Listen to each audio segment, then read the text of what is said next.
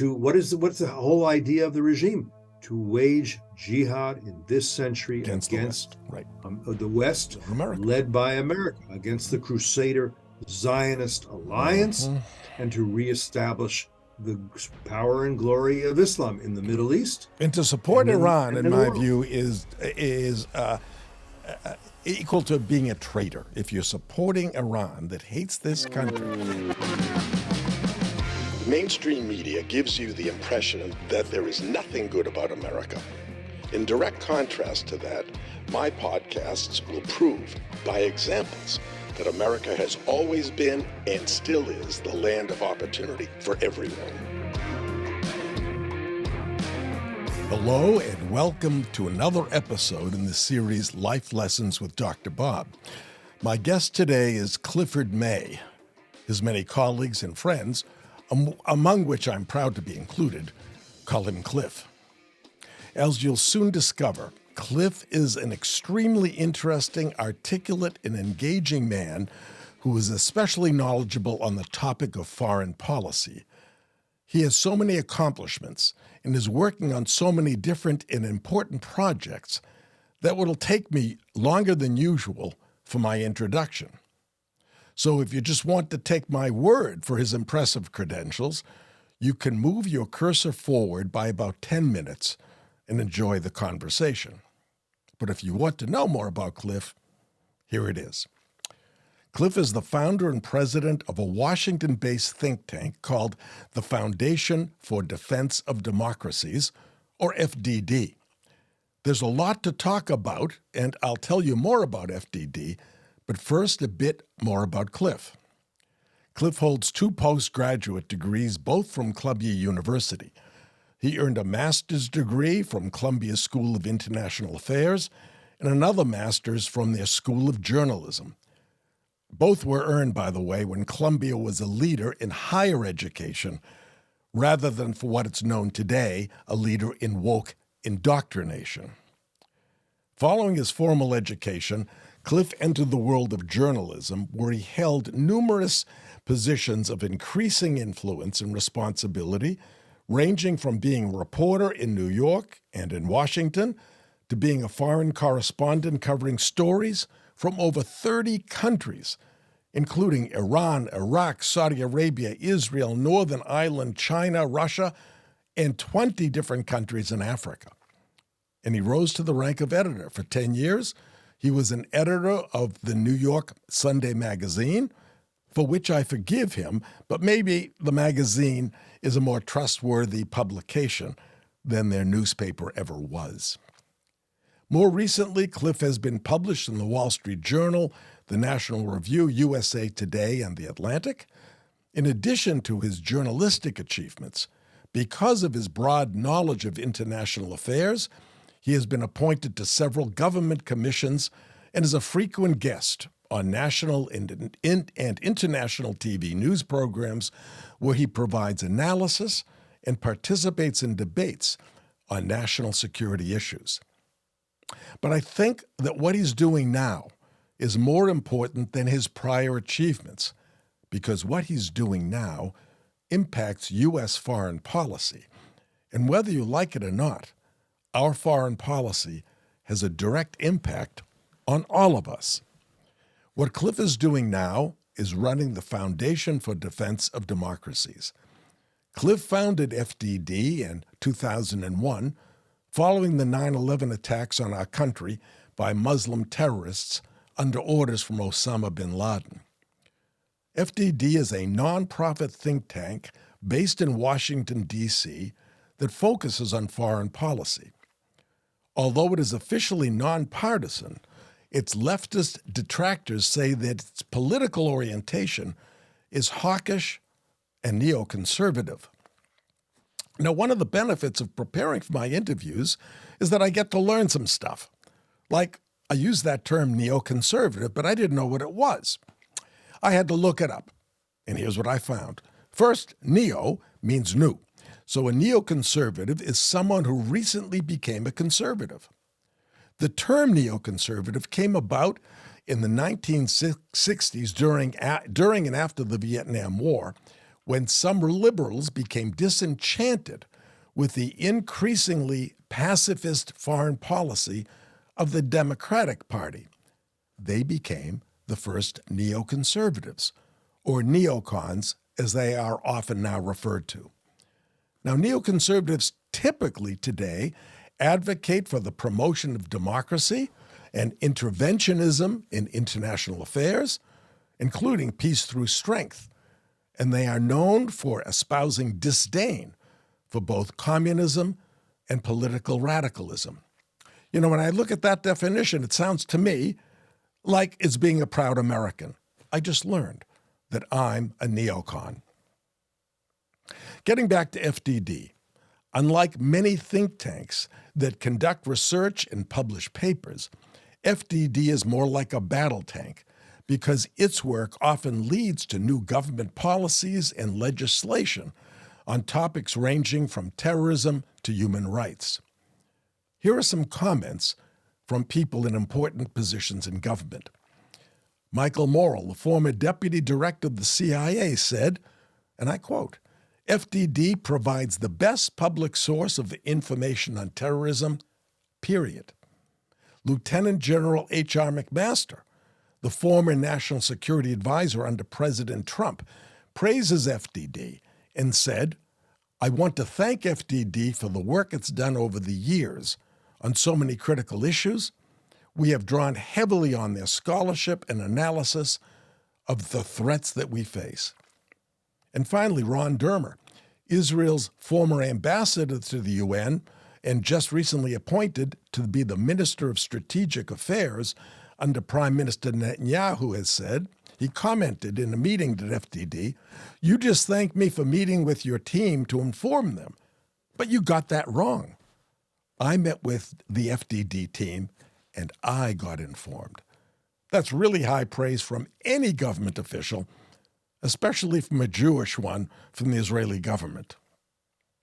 Well, Cliff has been sitting patiently in his office waiting for me to hand him the microphone so that he can tell us what he's currently working on at FDB. So let's see what he has to say. Welcome to the show, Cliff. Dr. Bob, always a pleasure to be with you. First, let's start with the beginning. When did you become a neocon and why? So, as you say, Dr. Bob, neocon really just means new conservative, somebody who's new to conservatism in some way. And it was a very gradual process for me. I would say in my youth, I was fairly left-wing. I became more centrist as I got older. I was probably, I would say, look, when I was an exchange student in the Soviet Union, and that disabused me of the notion that there was anything good about communism. I was a foreign correspondent in Africa. I think that disabused me of the notion that there was anything good about socialism. And then I saw a lot of, with clear eyes, a lot of the programs in the U.S. that go under the name of liberalism, and that disabused me of the idea that that was useful too. And a lot of the early neocons were like that. They were, the joke was that they were liberals who had been mugged by reality. Mm-hmm. So the kind of thing that a lot of the early neocons looked at in domestic policy, putting aside foreign policy, was, affirmative action sounds like a good idea for a while, but the idea that there should be a permanent state of discrimination against some people on the basis of race or the basis of gender or that, not on a permanent basis should you discriminate like that, even if you say, yeah, but this is reverse discrimination. This is good discrimination as opposed to bad discrimination. They weren't convinced of that, and that moved them over to the right. And on foreign policy, look, I'm sort of at this point perhaps neocon light.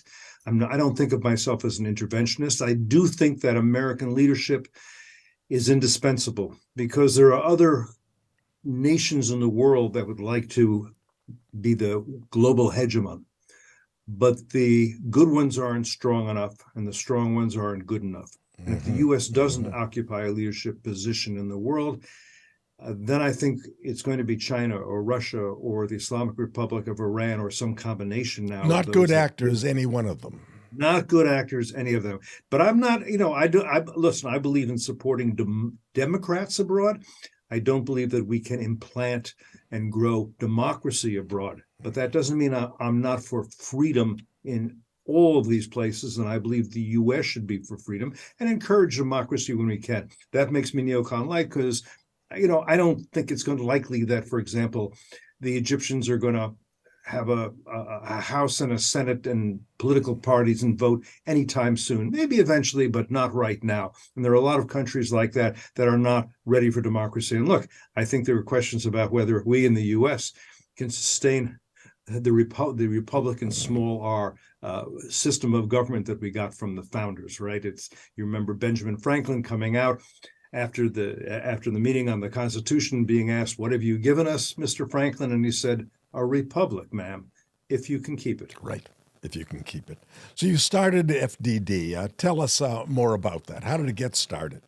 So if this were a radio interview, I would tell you the real quick story. The real quick story is after 9/11, I and others thought this was a necessary thing to have within the Washington community, within the foreign policy community. But that's the short answer. The long answer is sort of interesting. The first conversations I had about the possibility of an organization like this were with two people who too few of our young interns know. One would be Jeane Kirkpatrick. Mm-hmm. Jeane Kirkpatrick was a wonderful, elegant, brilliant woman.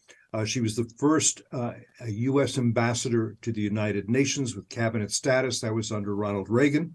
She'd been a Democrat. She wrote an article for Commentary magazine. It was read by Richard Allen, who was the first national security advisor to Ronald Reagan. And Dick Allen said, "Mr. President, you need to read this. This is really, really an interesting piece by an interesting woman." Reagan read it, called her in, talked to her for a little while, said, "You know what, I want you as my ambassador to the UN, and I want you in my cabinet. Not all you ambassadors have that status." She said, Mr. President, I'm a Democrat." Reagan said to her, "Mrs. Kirkpatrick, that's your problem, not mine. You want to work for me." And she did, and that's how it came about. Anyhow, I can tell you a lot of stories about her. Wonderful woman. I knew her from my reporting career. The other person who was instrumental, who also I talked to, and I'll tell you about this, was Jack Kemp. Again, for those who don't remember, he was a quarterback for the Buffalo Bills. After his career in sports, he became a congressman from Buffalo, New York. He ran in the primaries for president, got beaten by George H.W. Bush, but then became the HUD secretary under Bush. He ran for vice president when Bob Dole was at the top of the ticket. Again, I covered him quite a bit and knew him. So the two of them come into my office. I'm at this point with some fancy-dancy consulting firm in Washington. And they say, "We got a project we want. We're concerned. We think America is taking a holiday from history prematurely. We think America is taking a peace dividend that it shouldn't take at this point. Yes, the Berlin Wall has fallen. Yes, the Soviet Union has dissolved. But do we really not have enemies that we need to worry about?" And they said, "Cliff, think about it. In 1983, we got hit by some kind of terrorists in Lebanon. Hundreds of our service people were killed. In 1993, there was a bombing at the World Trade Center in New York. In 1996, we had American servicemen and women killed at Khobar Towers in Saudi Arabia by a missile attack. In 1998, two of our embassies in Africa were bombed. The USS Cole was attacked by a boat filled with explosives and a suicide bomber in 2000. Cliff, we could go on and tell you a lot more examples of this, but the question is anybody connecting the dots? Does anybody understand what's going on here? Who are these enemies? Why are they attacking us? What's their ideology? What regimes are behind them? What policies do we have to understand who they are, to fight them effectively? Do we know any of this? And all we want you to do, Cliff, and again, I was a consultant, is you look around the universe, think tanks, universities, news media, whatever it is anybody working on this in an effective and comprehensive and competent fashion? If they are, that's all we want to know. Thank you very much. We'll be done. But you let us know. So I said, well, that's a fascinating assignment. I love it. Let me go see what I can figure out. I started on it. A few days later, we get hit. The 9/11 attacks occur. I meet with them again. I say, this is what you feared and anticipated, is it not? They said, yes, it is precisely. I'm sorry to say that. America is under attack. And what do we know about who's doing it and why and who they're related to and all that? I said, what have you found out? I said, well, I'm not finding much that would encourage you, but I'll do some more work. I did some more work. I came back and said, this is not being investigated and studied the way it should be. Mm-hmm. I think there's a reluctance to do so because there's a religious component to a lot of this. And I think people are reluctant to take that on. They said, here's your next assignment. Give us a memo about what kind of organization would study these things, look for policy options, would propose that to administrations, government agencies, to members of Congress. Would this be an activist organization? Would it be a think tank? What would it be? Just give us a long memo on what you think could be done and should be done. And I went back and did some study on what else was out there. And I came back and I gave them a memo, and it had in it what they had asked for. It had a name, it had a mission statement, it had a business plan. They read it. They said, this is very much along the lines of what we think needs to be done. And I said, well, listen, I'm happy I could be of some service. I admire you guys. You let me know if there's anything else I can do. And they said, sit down, shut up, and listen to us. Mm-hmm. You're going to do this. You're going to quit your job, and you got a blueprint here. We're not going to spend 6 months looking for somebody. You are going to do this, and you want to, do you not? Oh. And I said, you know what, I probably do. And there were two reasons, Dr. Bob, in particular, one is two people I knew were killed on 9/11. That was personal, one in New York, one in Washington. And the second was that as a young correspondent in 1979, I was assigned to cover the revolution in Iran. And I spent several months there. And I can explain this in more detail if you like. Yeah, we'll get into that. Yeah, we're going to talk. We'll get into it. But the point of it is that I knew that the seeds of what happened on 9/11 had been planted during the revolution in Iran in 1979. And this had been sort of in the back of my mind for years and years. And so I said, I talked to my wife about it first. And I said, I'll do it. I want to do this. And who funded it? And it was just you, or right away you built a staff? What happened? An important question. And the question I raised, I said, if you guys want to do this, it takes money. How does this work? They said, look, here's the deal. Jack Kemp, Gene Kirkpatrick, they said, we have been around the political and philanthropic world for a long time. We know people. We are not going to give you a fortune. We're going to give you a running start. We're going to give you enough money to get started so you can rent some headquarters, get some computers, begin to hire people. And we're going to make sure you have enough money to last you for 3 years. Ooh. And then you're going to have to be on your own and figure out how to fundraise, but you're going to have a runway to get it started. And I can tell you about how that progressed. But Mark Dubowitz, who is currently the CEO of FDD, he had a lot to do with getting us to the next level. That is fantastic. How two individuals who were not wealthy in their own right. I don't think that either Kirkpatrick or Jack Kemp or Jack Kemp had a lot of money. Did they? They weren't wealthy.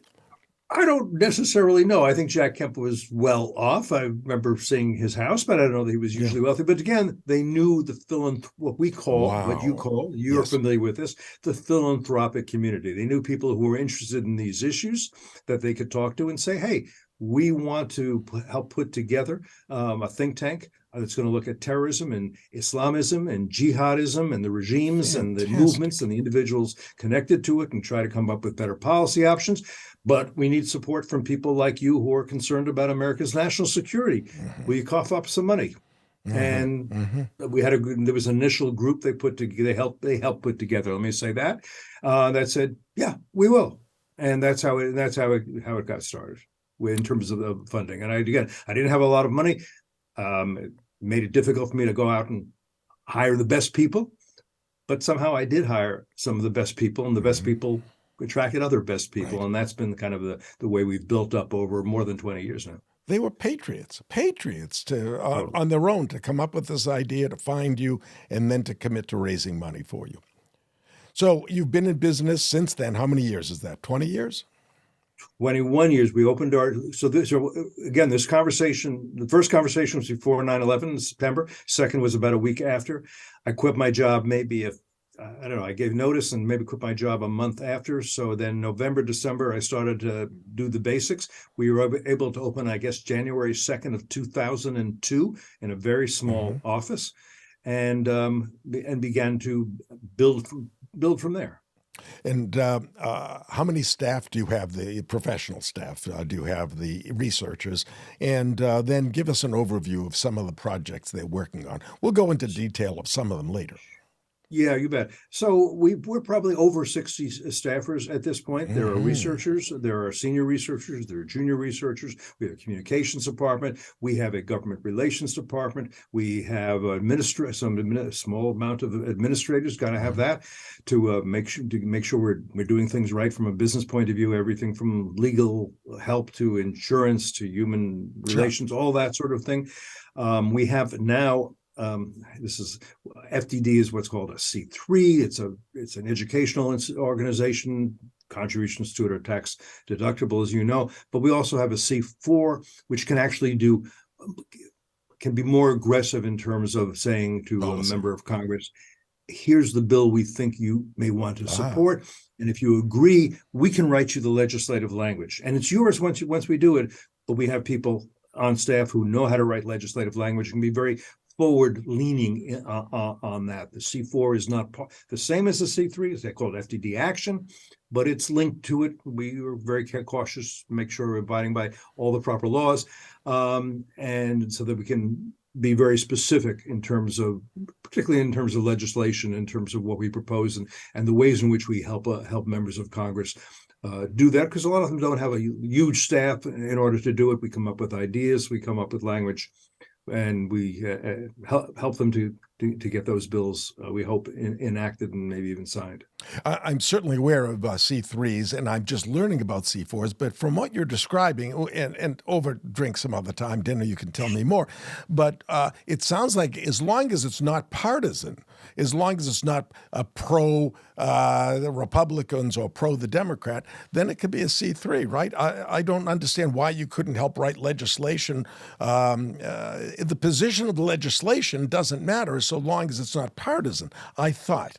But maybe there's more to the C4. There's more to it when you are actually, and it's even more complicated than that, because a C3 can do some lobbying, 10%, but not a lot of lobbying. It's like 10%, and you can be asked by the IRS, let me show how much of your time, how much of your to what extent are your resources being used for that. And basically what happened is our lawyers said, there's a line here, and you're not crossing it, but you may be getting a little chalk on your shoes. You should have a C4 just so you're. Because don't forget, if there are people in the government who don't like what you're doing, they can go after you. So we want to abide by the law very strictly and not hope that we have to. Because there are many lowest learners out there. There you go. Right. I understand the issue. All right. So you've been in business 21 years and writing reports and advising various government agencies. Give us just some highlights, one or two, and then we're going to go into some typical positions that you've taken and helped on. Give us some examples of where the work of FDD actually affected government legislation or policy. So, let me do that. Let me just also, because I think people may be curious about this, I would say that the staff at FDD are a kind of motley crew that include former military officers, a few former spies, some serious academics, some former government officials, a sprinkling of recovered journalists, all of that. We have centers on economic power, military power, and cyber power. We have domain experts on Iran, on China, on Russia, on Israel, on the Palestinians, the Middle East in general. So just to give you some examples of some of the work, through our military center, which is run by Brad Bowman, brilliant guy, a West Point graduate, military officer for many years, a helicopter pilot, among other things, taught at West Point after doing some advanced study. We pushed very hard on a bipartisan basis to create under law something called the U.S.-Israel Operations Technology Working Group. Now, what does that mean? I'll try to be as brief as I can. So you've got something like Iron Dome, as you know, which is essentially Israeli technology, but U.S. financing. It's a wonderful idea, but it was very ad hoc. It just kind of came about. What Brad Bowman said is, look, we have war fighters. Israel has war fighters. We and Israel, our war fighters should never be involved in a fair fight. We should always it should always be very clear that if we go into a fight, we're going to win, and we're going to win decisively. But that requires weapons, it requires technology, it requires development of a lot of things. This should be systematic. So we need a working group from the Pentagon, a working group from the Israeli Ministry of Defense, getting together at a regular basis and sitting around a table and saying, what do we need that we don't have? How do we better safeguard our tanks? How do we see around corners? How do we use, what kind of drones do we need? What do we need? And then they work out a way that they can cooperatively get this done effectively, as inexpensively as possible, as quickly as possible, as high tech as possible. This group, that's what their mission is. And it took a lot of pushing, but we had to convince people on both sides this was useful. Anyway, it's a real achievement. Legislatively, the important piece of legislation every year is the National Defense Authorization Act, the NDAA. We proposed many initiatives, I would say, to be included in the NDAA. And the most recent, 33 FDD initiatives were included. That's not all we wanted, but 33 is pretty good. It's a pretty good score. We're pretty happy with that. So this was not a markup of something they presented to you and asked you to critique. These are ideas that you lobbied for to be included. These were unique. Your team developed these ideas for insertion into the NDAA. Precisely. Here's the initiative. Here's why we think it's important. Here's the legislative language. Here's what we think. Here's what we think the NDA needs to include on a wide range of issues, though not least, as I say, cyber vulnerabilities and how to fix them and patching up for the military, that sort of thing. That's very important. I'll give you some more examples if you want. Loads of them. I think that's going to be enough because we have lots of topics to talk about. First, Iran. You were in Iran as a journalist in 1979, and you covered the Islamic Revolution. You were actually there, not just covering it from a quiet office in Washington, D.C. or New York. So you were there. Prior to the revolution, as you know, Iran was an ally of both the U.S. and Israel. It was a Western-style country in many ways. Women were free to dress as they wished. They attended college, drove cars, and led reasonably good and free lives. But the revolution changed all that dramatically. So first, why did the revolution occur? Everybody seemed to be happy, at least from what I had read and whatever. So why did the revolution happen? Well, there are a couple of things. I mean, one part of it, to be fair, was that there was dissatisfaction with the Shah and with monarchical rule, and people actually wanted more freedom, I would say. The other thing was Islamism. Now, what do we mean by Islamism? People talk about it as political Islam. I would put it this way. For 1,000 years, when in the age of empires, and most of history has been an age when empires ruled parts of the earth, there were important Islamic empires. And the most recent and important one, of course, was the Ottoman Empire. That would have been based in Turkey. There's a sultan. There's a caliph. And then what happened to that empire after hundreds of years of domination of a lot of the Middle East and, frankly, also a lot of Europe? That's why is Albania Muslim? We can go on. Anyhow, what happened? The Ottoman Empire allied with the Germans in World War I, and the Ottoman Empire collapsed after World War I. And the modern state of Turkey, the Republic of Turkey, rose from its ashes. That's another thing. But since the end of World War I, there has not been a caliphate, an Islamic empire. And there have been various people, Turks, Arabs, Persians, Muslims, Sunni, Shia, others, who have said all along, we need to restore Islamic power in the world. We need to restore and promote Sharia, Islamic law, as we interpret it. We need to reestablish Islamic power and glory in the world. And one of these people was the Ayatollah Ruhollah Khomeini. Now, he was Iranian. The Shah sent him into exile, initially in Iraq, later in a suburb near Paris. He started writing in the around 1945. His writing began. It wasn't paid. Not a lot of attention was paid by Western scholars, by Western intelligence. They should have looked at what he was saying and what he was promoting. Back then, he would do little cassette tape recordings. Remember cassette tape recorders? And he would send these out in Iran. And he was fomenting an Islamic revolution. That's what he wanted to see. And the revolution that occurred in Iran, it wasn't initially an entirely Islamic revolution, but he was seen as the spiritual leader. And I remember being, as I say, being in Iran and talking to people, and a lot of them, I would say, do you like Ayatollah Khomeini and what he stands for and his version of Islam? It sounds pretty, tough and ascetic. They'd say, no, but he's just a spiritual leader. And I'm not that. I'm a socialist. I'm a communist. I'm a liberal Democrat. Again, some of these people were young people I had met who spoke good English, let's be honest, because they'd gone to the University of Texas at Austin or something. They said, but I think he values us. He understands that we're part of this revolution, the students, the left, the Bazari, the businessmen.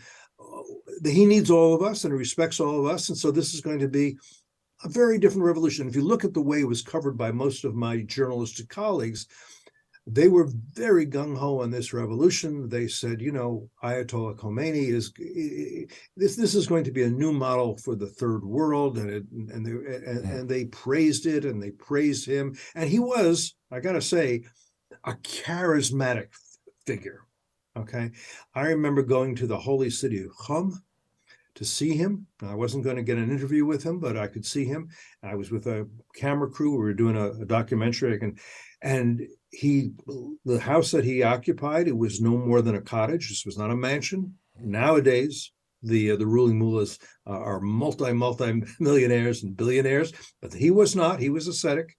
And there was a huge crowd. I mean, like a throng, like thousands of people outside, because they just wanted to get a glimpse of him and maybe a blessing from him. And I remember waiting out there in the dust and the heat. And eventually he appeared on the roof of the house. The houses had flat roofs. There was very little rain there, so you could do that. And he was an imposing figure. I mean, really like right out of the Bible, the white beard, the turban, the robes, very, his face was stern, I would say, like an angry father. And he walked out on the roof and he looked over this crowd. He didn't smile. He didn't wave. He wasn't like American politicians. And at some point, he removed his hand from the robe and he just waved it across the crowd like that. And the crowd went wild. Men cheering, women ululating. You know what ululating is? Holding babies up. And I remember that I was working with an Iranian producer, an Iranian producer on this TV documentary. And he turned to me, John did, and he said, "Oh, Cliff, you are so lucky." And I said, "Yeah, I am. I mean, this is really fantastic. I mean, front row seat on history, getting to report from, I'm having a great time. This is wonderful. Yeah, I'm lucky." He said, "No, you don't understand, do you? I'll explain to you. You are lucky because in all world history, there have been only a few truly great men. There was Moses, there was Jesus, and now there is Khomeini, and you are in his glorious presence." And at that moment, I understood, this ain't your father's revolution. This is something very different. But very quickly, they turned the government into a theocracy, right? Totally. Again, they didn't expect, so these young students I was mentioning that I had talked to, within less than a year, they were either dead in prison, or if they were lucky, they escaped and they were back at the University of Texas at Austin. Because, no, he turned on all of them, and he was going to enforce his rule, his law, his idea of Islamic government, which he had outlined very carefully in his writing, but people at the embassy hadn't really read it. A few people, there were some scholars who had it. Bernard Lewis, if you know who he is, I think one of the great, maybe the greatest scholar of Islam, greatest scholar of the Middle East ever. He had read that, and he knew what was coming, but our embassy didn't, our intelligence agencies didn't, or the reporters I was with certainly didn't. They weren't. I mean, I was at least skeptical. I had fights with Bijan about this because I'll give you an example of a fight. So I think it was a few months after the Ayatollah came back, they were voting. Well, we're filming this. Isn't this wonderful? Bijan says to me, people are voting. It's a democracy. You should be thrilled, Cliff. Why do you look grumpy? And I said, well, I got to tell you, because it's not, secret ballot. And there are mullahs who are seeing how people are voting. Oh, Bijan says, come on, man. Do you think if the mullahs weren't there, they would be voting any different? I said, no, I don't. Not this time. But next time or the time after? Yeah, I do. And there was no next time, right? That's right. Well, they've always had votes, but as you know, the they have to be selected. The people running have to be selected. The candidate, right? He got to vet who was going to be a candidate and who wasn't going to be, and then besides which, once the votes come in, the important thing is not who votes for whom, but who counts the votes. That's why there were riots and protests after the election of Ahmadinejad, if you remember that a few years ago, because people didn't believe Ahmadinejad really won.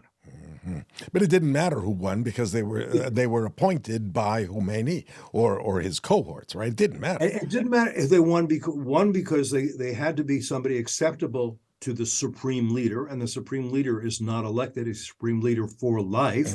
And also, if the will of the supreme leader is for policy A, and the president is for policy B, well, it's not a fight. It's not a fight. Right. The supreme leader wins. Right.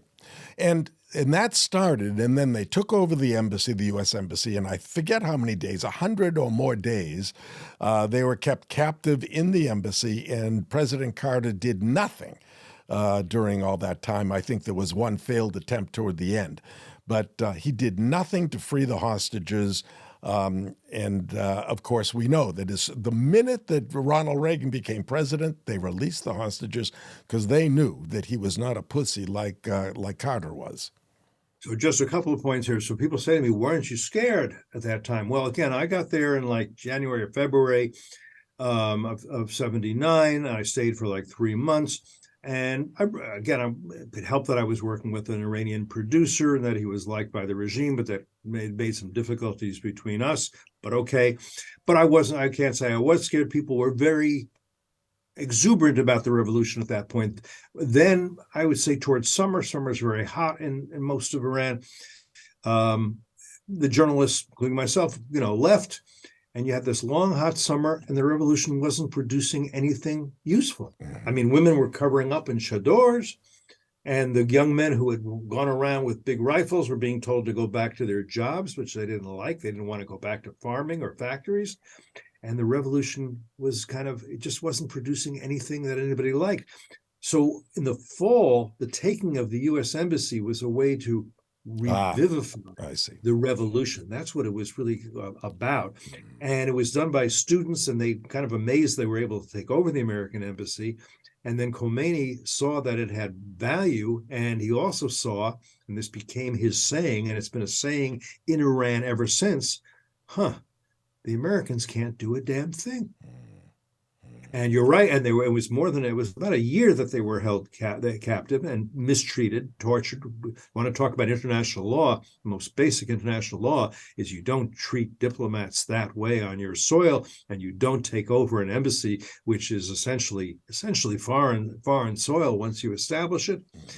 And there was an attempt to rescue them, but you remember the helicopters crashed in the desert. It was a totally fouled up, totally failed effort.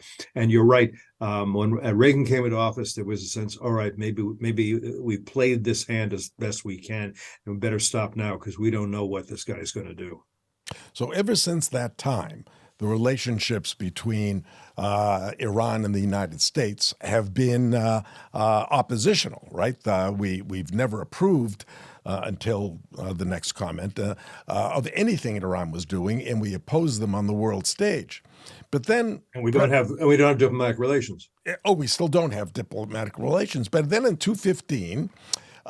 We signed, I think it was around that date, the Joint Comprehensive Plan of Action. It's called the JCPOA. For simple terms, we'll call it the Iran deal.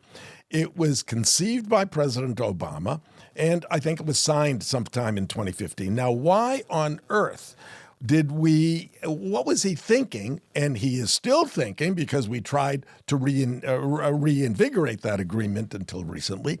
Why is he? It's not over yet. It's still happening. Right. It's still on the table. Right. Why was Obama in particular, or his administration, so adamant on forming a relationship with a government that every day says death to America, death to Israel? What was he thinking? So I would say that Obama believed that he was going to do a sort of what you might call a Nixon to China with Iran.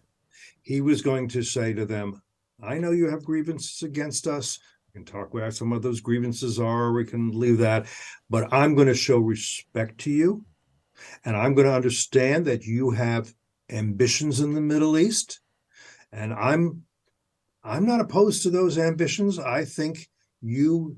And he, essentially said to the Saudis and to the Israelis, I think you have to share the neighborhood. Yeah, I remember that. He thought that would please them and that would be enough, and he'd show them respect. He said, I'm going to reach out my arm and I want you to unclench your fist. And I am going to, and this deal that he was going to, he didn't, nobody ever signed it, but the deal he agreed to would give them huge amounts of money, end all the sanctions. He thought it would establish reasonable relations between the U.S. and Iran. And basically all they were being asked was to stop their nuclear weapons development program.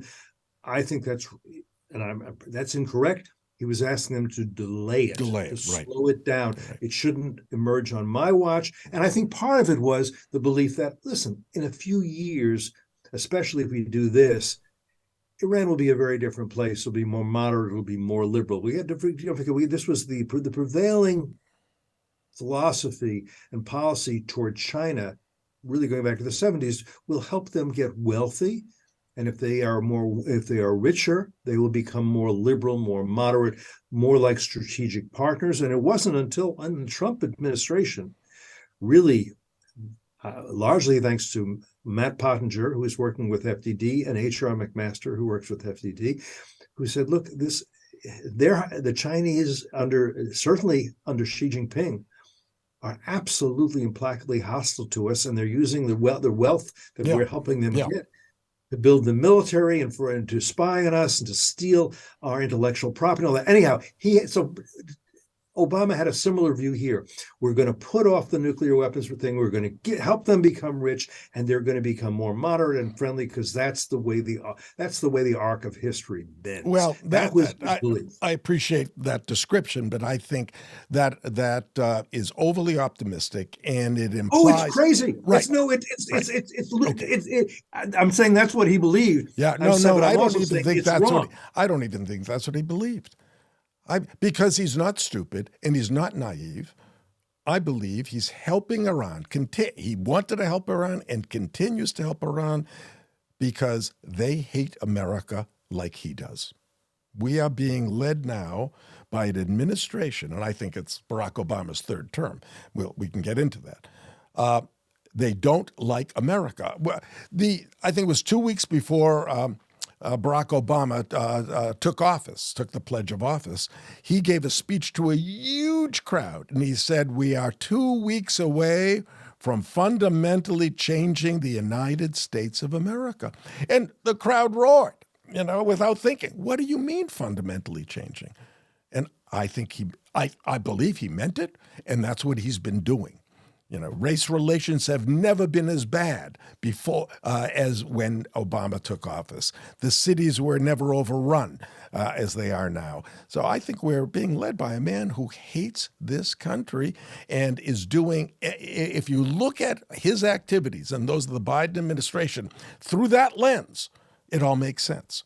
Why did we leave? Cliff, I'm not the expert on this, but I'm asking you, why did we leave 80, 60, 70 billion dollars of war material behind in Afghanistan? Look, it wasn't a huge army was coming after us, so we had to run and hide and leave the equipment. We left that equipment behind because they are enemies of America, and the people who decided to leave that behind did it intentionally because they were helping their friends who hate America. I'll quibble with you just a little. I will say that if you remember, Obama did those various apology tours. Yes. And this actually, I'm agreeing with you, where he essentially said America has to repent for its sins, not least its sins towards the Islamic world, right? He wanted to outreach to the Muslim Brotherhood, that's Sunni rather than Shia, but it's, again, they have similar ambitions in terms of caliphate, in terms of reestablishing Muslim power and glory. So he thought, we have a lot to repent for, and if they hate us, there's good reason to hate us, at least that. In terms of Biden and Afghanistan, in a certain way, you're giving him more credit than I would. I don't think he understood the situation. I don't think he understood that he was surrendering and capitulating to the Taliban. I think he thought he knew better. When he came into office, we had 2,800 troops in Afghanistan. They were frustrating the Taliban's ambitions, and they were protecting those Afghan, not least those Afghan women who were going to school, who were working, who were enjoying freedom for the first time. And when we had another 5,000 or so NATO troops helping us do that, that's nothing. We got 28,000 troops in South Korea for 70 years now. Right. I mean, that's so it was what a you small do in order to contingent, and pulling them out was disastrous. Shameful. And shameful. We abandoned our friends. Yeah. Abandoned our friends. Yeah. All right, so talking about the JCPOA or the next version of it, did FDD use its influence to try to modify those programs? So there's a couple things. Yes, we saw early on that the JCPOA was very problematic, was fatally flawed, was what we said. Mm-hmm. We did a lot of work in terms of educating members of Congress and the public on this, and we were successful in that. All the polls showed that most people in the country understood that JCPOA was fatally flawed. Most members of Congress did. We did know that we were not going to be able to succeed. Why? Because Obama rather cleverly made sure this would not be a treaty that would require 2/3 of the Senate in order to pass. He was able to turn it upside down and as an executive agreement. And even though a majority of Congress was opposed to it, they couldn't stop him from concluding this executive agreement with them. And we did a lot of things that were useful in terms of in terms of passing various sanctions through Congress that Obama couldn't overturn, in terms of making sure that the international business community knew that even if sanctions are lifted, you do not want to invest in this country for the following reasons. There's a lot of things we were able to do, but we couldn't stop him on his own authority, only on his own authority, from concluding this. And then we worked very closely with the Trump administration. And as you know, I wish they'd done it sooner, but eventually Trump withdrew from this and began what he called his maximum pressure sanctions imposition on the regime, which was quite good. Not as maximum as it might have been, and it should have been. It needed to be in place longer.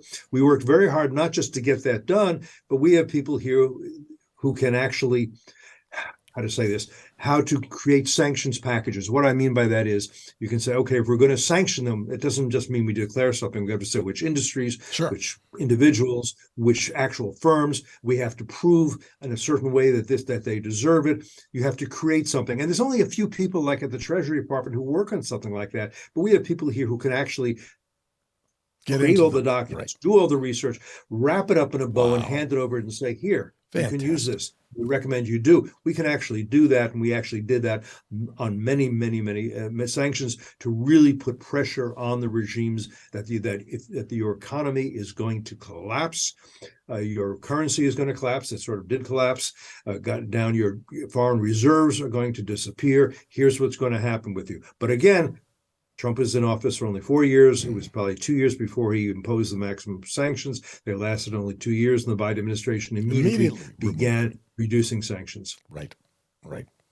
Well, we've all seen angry crowds in Iran chanting, "Death to America and death to Israel." Now, I don't think that Iran is close to killing America, but every day Iran does get closer to being able to both produce and deliver a tactical nuclear weapon to destroy Israel. What do you think Israel is preparing to do to make sure this never happens?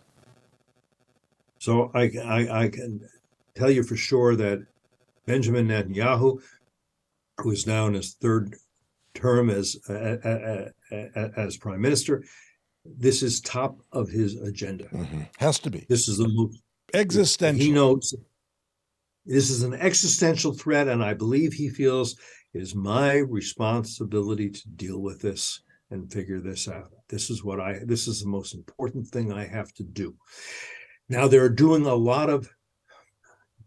lot of different ways that they're looking at in terms of what to do. And I don't think we know what they're going to decide, and we probably shouldn't.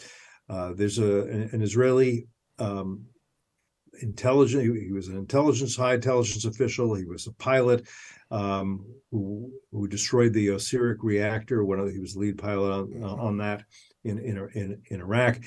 His name is Amos Yadlin. I had this conversation similar to what you're having with me right now on this, and he said the bottom line, Cliff, is this: if we do something in Israel, and people like you say, yeah, I thought they would do that, but then we failed. Right. What has to happen is we have to do something, and people like you have to say, "Ooh, it never occurred. I never imagined they would or could do that." That's how it has to work. Okay, we have to be that creative, that innovative. We have to do things that people do not expect, and you can talk about what those might be. So I think that they are thinking very hard. What do we do? And listen, I don't think the U.S.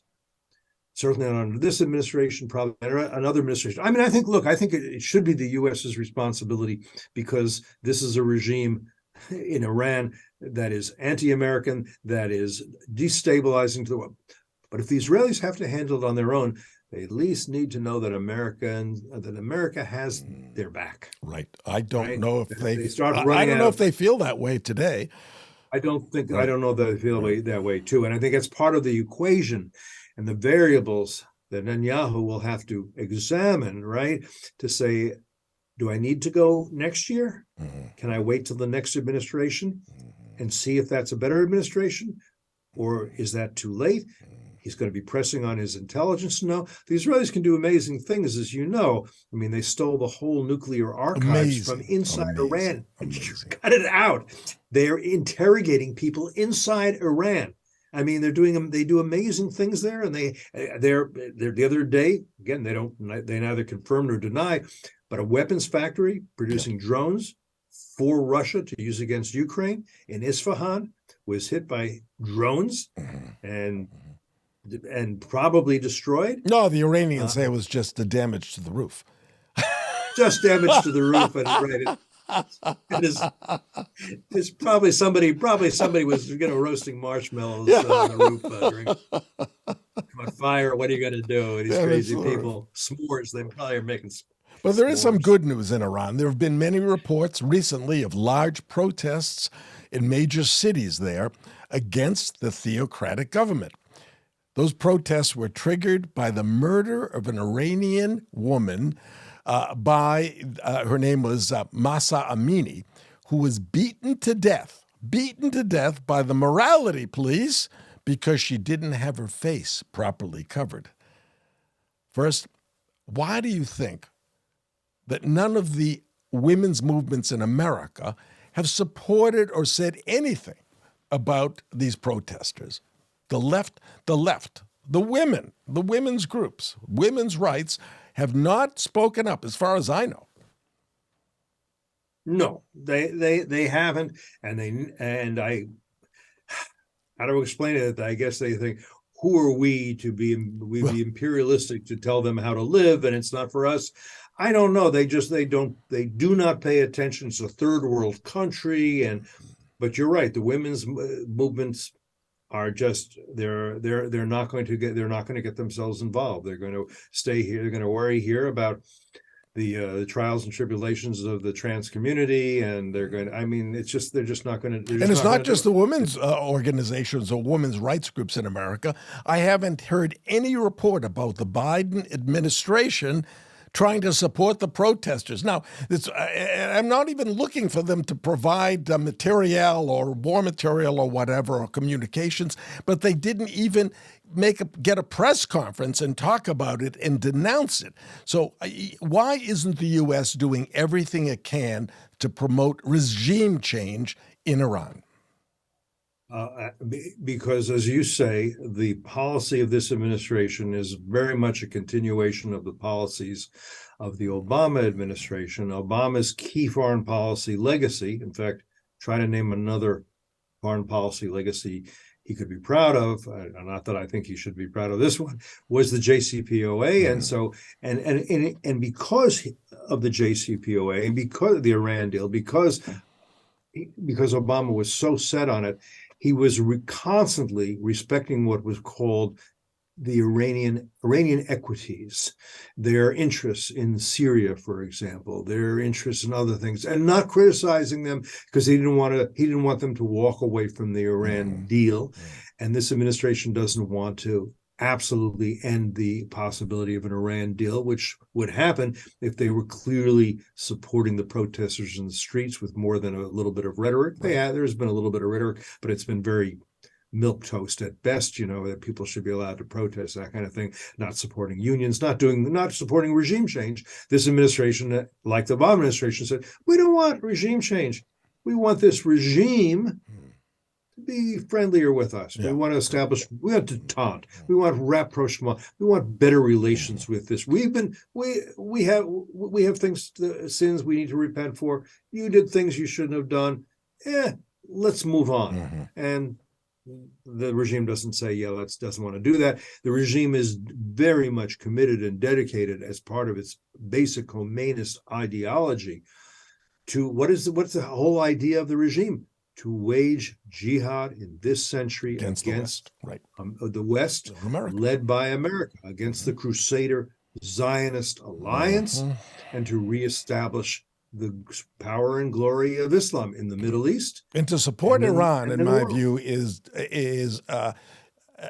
equal to being a traitor. If you're supporting Iran that hates this country and has not ameliorated its stand over the last 10 or 15 years or 20 years, hasn't softened its stand, you should be held accountable for that. You're a traitor to America. Now, I believe the conditions appear to be right for for a counter-revolution in Iran, and now would be the time to do it. But that said, we're not doing it.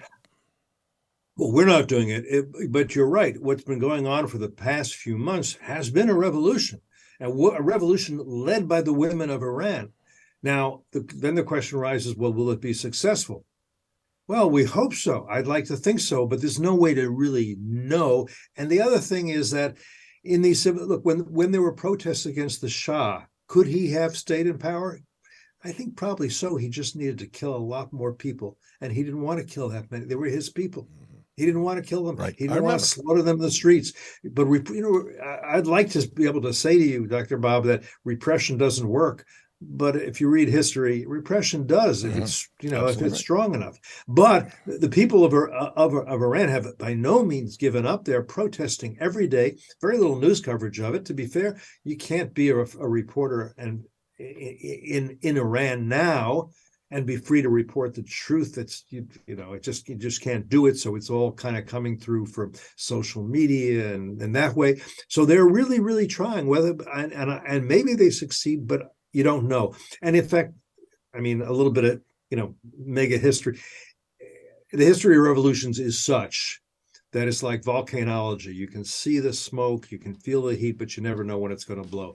Nobody knew the Russian Revolution was going to take place before it took place. Nobody knew the 79 revolution. On the contrary, remember Jimmy Carter said, Iran is an island of stability. People, generally speaking, in neither intelligence agencies, nor political scientists, nor astrologers predict when revolutions will happen or will succeed.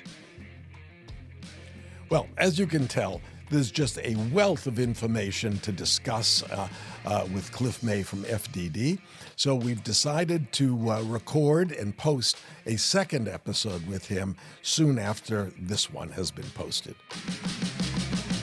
Thanks so much for listening to another episode of Life Lessons with Dr. Bob.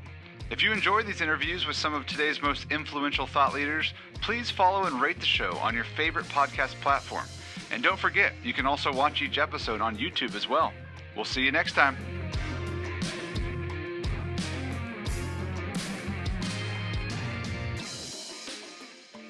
Hey, thanks for tuning in.